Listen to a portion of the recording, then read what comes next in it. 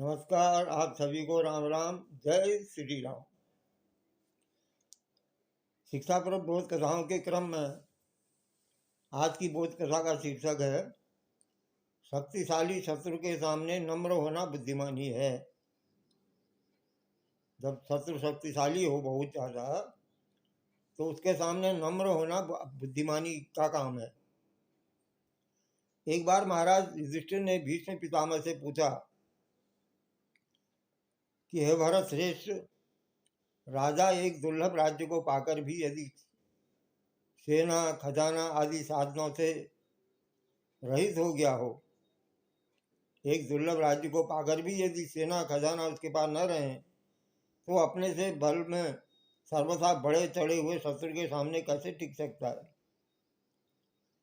इस पर भीष्म पितामह बोले, युधिष्ठिर, इस विषय में समुद्र और नदियों के संवाद रूप प्राचीन इतिहास का उदाहरण देता हूँ।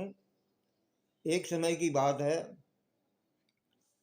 सरिताओं यानी नदियों के स्वामी समुद्र ने नदियों से अपने मन का एक संदेह इस प्रकार पूछा कि हे नदियों, समुद्र कह रहा है नदियों से, मैं देख रहा हूँ जब तुम लोगों में बाढ़ आ जाती है तो बड़े बड़े वृक्षों को जड़ मूल और डालियों से उखाड़ कर तुम अपने प्रवाह में बहा ले जाती हो, किंतु उनमें एक बेंत होता है, बेंत का, घास का जो बेंत होता है, बेंत, उनमें बेंत का कोई पेड़ नहीं दिखाई देता।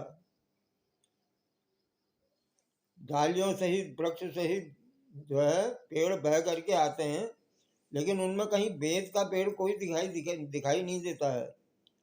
बेंत का शरीर तो नहीं के बराबर होता है। बड़े बड़े वृक्ष के सामने तो कुछ भी नहीं हुआ।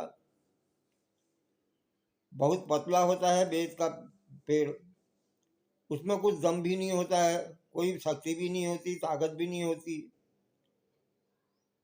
और वो तुम्हारे खास किनारे पर जमता है, तुम उसे नहीं ला सकी। बड़े बड़े वृक्षों को बहाकर ले आती हो, समुद्र को कह रहे हैं ना, नदियों से, लेकिन वो बेंत के पेड़ को तुम उस घास को नहीं ला सकी अभी तक जो तुम्हारे किनारे पर होता है। क्या कारण है? उसे कमजोर समझकर उपेक्षा तो नहीं कर देती, अथवा इससे लोगों का कुछ उपकार तो किया नहीं, तो क्यों बेंत का वृक्ष तुम्हारा तट छोड़कर नहीं आता? इस विषय में मैं तुम सब लोगों का विचार जानना चाहता हूँ।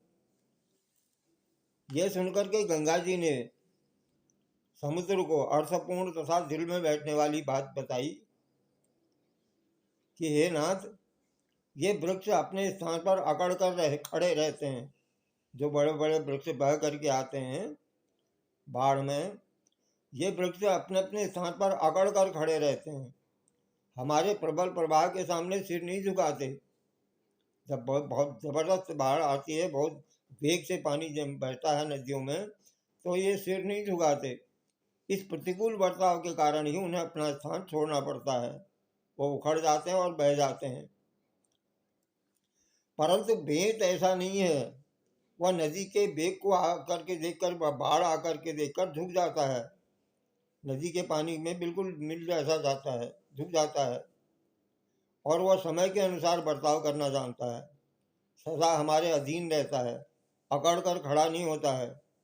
अतः अपने अनुकूल आचरण के कारण उसको स्थान छोड़कर यहाँ नहीं आना पड़ता, वो नहीं बहता है। जो पौधे वृक्ष या लता गुल्म आदि हवा और पानी के वेग से झुक जाते हैं, वे शांत होने पर फिर से उठा लेते हैं। बाढ़ आने पर वो तो झुक जाते हैं, और बाढ़ जब समाप्त हो जाती है, पानी का वेग कम हो जाता है, तो वो फिर सिर उठा लेते हैं। जैसे बेंत, उनका कभी तिरस्कार नहीं होता।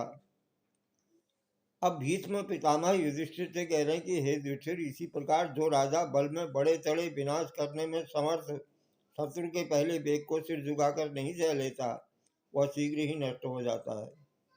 जो बुद्धिमान अपने तथा शत्रु के आसार बल और पराक्रम को जानकर उसके अनुसार बर्ताव करता है, उसकी कभी पराजय नहीं होती है।